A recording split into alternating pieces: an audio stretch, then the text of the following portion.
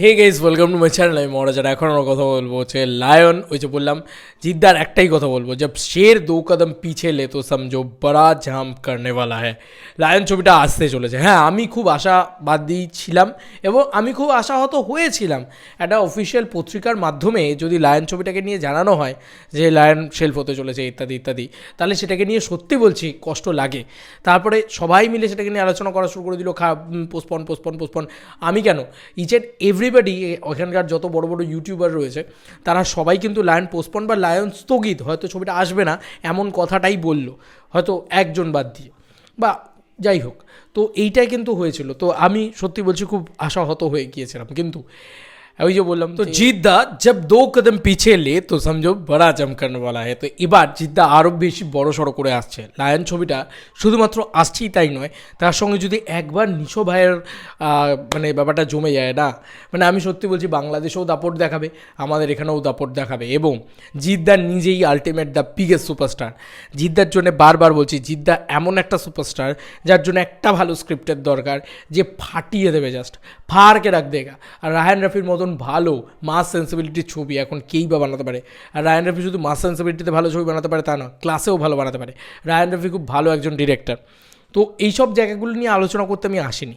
Actually যেটা নিয়ে আলোচনা করতে এলাম আবার সেকেন্ড টাইম, লায়ন নিয়ে। অলরেডি তো আমি মেন চ্যানেলে একটা ভিডিও বানিয়েছি, আমি খুব খুশি হয়েছি লায়নের এতগুলো সব বড় বড় আপডেট পেয়ে। জাহাজ খোঁজা চলছে, ঠিক আছে, আমি সেখানে পুরো মানে প্রতিবেদনটা পড়েছি। এমন নয় যে জাস্ট একটা খবর নিয়ে দুম করে ভিডিও বানিয়ে দিয়েছি, এমন নয়, পুরো প্রতিবেদনটা ডিটোভাবে পড়েছি। তবে আমি যেটা মূলত বলবো সেটা হচ্ছে, যেটা আমার সবথেকে বেশি ক্যাচি লেগেছে, রিসেন্ট টাইমসে তুমিই দেখে নাও, মানুষ ছবির ভিতরে কিন্তু অরিজিৎ সিংয়ের কোনো গান ছিল না, তাই তো? তো অরিজিৎ সিংয়ের যখনই কোনো গান থাকে জিদ্দার সিনেমাতে, তখন কিন্তু সেই সিনেমা বুম ব্লাস্ট হয়ে যায় পুরো। আমি উদাহরণ দেখাচ্ছি তোমাদেরকে, চেঙ্গিস, রাবণ, মনে আছে তো? দুটো ছবি জাস্ট ব্লাস্ট হয়ে গেছিলো, আগুন জ্বলে গেছিলো বক্স অফিসে। তো ওই জিনিসটা আবারও ফুটে উঠতে চলেছে। মানে অরিজিৎ সিং আর জিদ্দা, এই অরিজিৎ আর জিৎ এই জুটিটা যখন বড় পর্দায় এসছে, তখন আমি জানি না, অরিজিৎ সিং জিদ্দার জন্য কোথাও গিয়ে খুব মানে লাকি একটা পার্সন, যে গান গাইলে সেই সিনেমাটা হিট হয়ে যায়। মানুষ কিন্তু সেইভাবে চলেনি। বুমেরাং খুব ভালো চলেছে, খুব ভালো বক্স অফিস কালেকশন করেছে। তো বুমেরাংয়ের বক্স অফিস আবার ইয়ের মতন না, তোমার চেঙ্গিজের মতন বা রাবণের মতন অতটা না। বুমেরাং ভালো চলেছে, ডিসেন্ট চলেছে। তো এই মার্কেটে দাঁড়িয়ে তুমি একটা জিনিস বুঝতে পারছো, বুমেরাং অবশ্যই একটা এক্সপেরিমেন্টাল ছবি ছিল সেটার জন্য, কিন্তু অরিজিৎ সিংয়ের গান কিন্তু জিদ্দার জন্য খুব মানে ফরে কাজ করে। তো এটা তোমরা বুঝতে পারছো। তো কোথাও গিয়ে আমার মনে হয় যে এই অরিজিৎ সিংয়ের থাকা, এবং জিদ্দা কতগুলো ব্লকেজ পয়েন্ট তৈরি করেছে দেখো, কেন লায়ন আসার আগেই ব্লকবাস্টার বা এটা বলে দেওয়া যায়, কারণ জিদ্দা নিজে ইটসেলফ আ ব্লকেজ পয়েন্ট। মানে জিদ্দা একটা এত বড় সুপারস্টার, যে জিদ্দার দেখার জন্য একে তো বড় ছবি, একে তো বড় সুপারস্টার, ভালো গল্প, রায়হান রাফি, ঠিক আছে, এই জিনিসগুলোকে ব্লকেজ পয়েন্ট তৈরি করেছে। এবার সবথেকে বড় জায়গা যেটা, যদি নিশো বা চঞ্চল চৌধুরী বা শরীফুল রাজ কেউ যদি হয়ে যায়, প্রত্যেকেই কিন্তু নিজস্ব একটা স্ট্রং ফ্যান বেসকে মানে বেস করে আছে। তো যার যেই হবে আর কি, এদের ভিতরে যেই হোক না কেন, সে কিন্তু একদম স্ট্রংলি সেই দিকে চলে যেতে পারবে, মানে একদম দারুণ একটা বিজনেস দিতে পারবে বাংলাদেশ থেকে। এবং যেহেতু তার একটা স্ট্রং ফ্যান বেস থাকবে এবং ভালো অভিনেতা, যেহেতু সেই বাংলাদেশের যে আরবান দর্শকটা তারা কিন্তু চলে আসবে। লাইক আমাদের এখানে অনির্বাণ ভট্টাচার্যকে নেওয়া এবং জিদ্দাকে নেওয়া একসাথে নিলে মাস আর ক্লাসের কম্বিনেশন, তো ওই মাস আর ক্লাসের কম্বিনেশনটা কিন্তু বাংলাদেশের সাথে ইন্ডিয়ার করতে চাইছে রায়হান রাফি। আর রায়হান রাফি চিরকাল মাস আর ক্লাসের কম্বিনেশনটা ব্যাপকভাবে ঘ্যামাভাবে তৈরি করতে পারে। তো সেটা রায়হান রাফির উপর ভরসা রয়েছে। এই দিকে একটা ব্লকেজ করে রাখলো। এক হচ্ছে বড় ছবি, সেটা একটা আলাদা করে ব্লকেজ।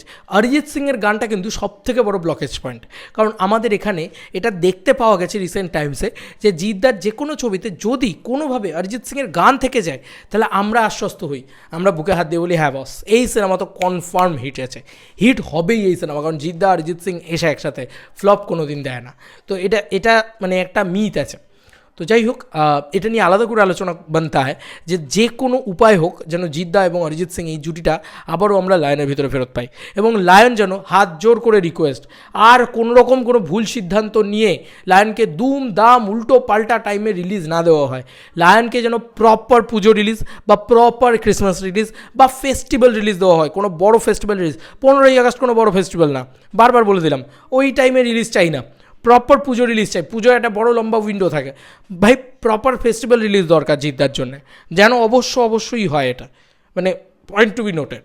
এটা মানে আমরা সবাই চিৎকার করে করে বলে যাবো যবে থেকেই দেখবো লায়নের কিছু আরও কিছু ঝামেলা, মানে ঝামেলা বলতে আরও কিছু টিয়ে শুরু হয়ে গেছে আর কি।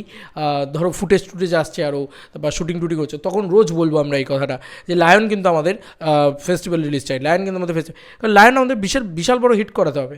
খাদান যেরকম একটা বড় চ্যালেঞ্জ, লায়নও কিন্তু একটা বড় চ্যালেঞ্জ। যখন কমার্শিয়াল ছবি হয়েছে এই বাংলায়, তখন মহারাজ চ্যাটার্জি এগিয়ে এসে সাপোর্ট করেছে, চিরকাল করবে, কারণ বাংলা কমার্শিয়াল ছবি তো বলে কথা। আমি বারবার বলছি লায়ন একটা কমার্শিয়াল ছবি, যেটা একটা হিউজ বাজেট, হিউজ একটা স্কেল আপ কমার্শিয়াল ফিল্ম, মানে 6 কোটি থেকে 7 কোটি টাকার লায়নেরও একটা বাজেট যাবে আমার যেটা মনে হচ্ছে।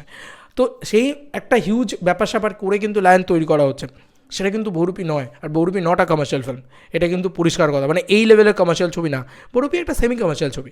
তো লায়ন যে লেভেলের কমার্শিয়াল ছবি, সেটা মানে আমি বারবার বলছি যে দেবদা জিদ্দার ছবিকে সাপোর্ট করার কারণই এটা, কারণ ওরা বড় ছবিগুলোকে বানায়, কমার্শিয়াল ছবি বানায় এবং ইন্ডাস্ট্রির ড্রাইভার হয়, এবং ইন্ডাস্ট্রির সব থেকে বেশি টাকা কমার্শিয়াল ছবি এনে দেয়। এটা যে কোনো ইন্ডাস্ট্রি তুলে দেখে নাও। তো এই ছিল এখনকার মতো ভিডিও। আমি ভীষণ এক্সাইটেড। ইভেন কি জিদ্দার যে লাইন আপটা রয়েছে সেটার ভিতরে কিন্তু সিকুয়েল রয়েছে, তার ভিতরে কিন্তু নানান জিনিসপত্র রয়েছে। দেখা যাক জিদ্দার জন্মদিনে কী উপহার দেয় আমাদেরকে। আমি ওয়েট করে আছি ওটার জন্য, যে কী হয় আর কি, কারণ জিদ্দার যে লাইন আপ সেটা খুব স্ট্রং লাইন আপ আর কি। প্রত্যেকটা কমার্শিয়াল সিনেমা, প্রত্যেকটা বড় সিনেমা, তো অডিয়েন্সের একটা ক্রেজ আলাদা করে তৈরি হবে আমার মনে হয়। এবার তোমাদেরকে আর কি মতামত জানিও কমেন্ট সেকশনে। চলো বন্ধুরা, নতুন কোনো ভিডিওতে দেখা হবে, বাই।